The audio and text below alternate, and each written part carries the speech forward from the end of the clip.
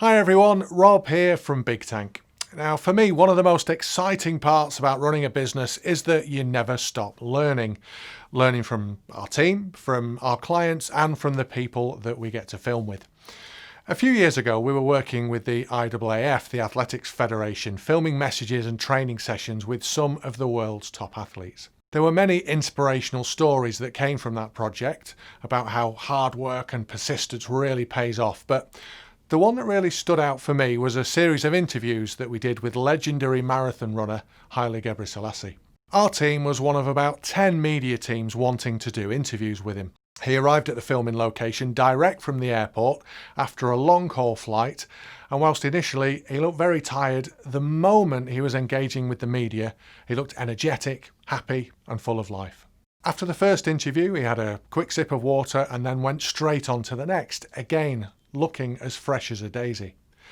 What really stood out to me was that his 10th interview, where people are asking the same questions as everyone else, was delivered as fresh and with the same energy as the first.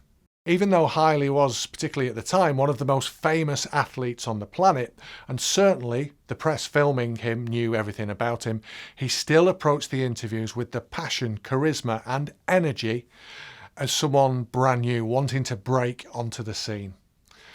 Now, especially in the more stressful times at work, it's important that we keep delivering the same great first impressions that we did when we first ventured into business, when we probably all felt unstoppable and that no mountain was too high to climb.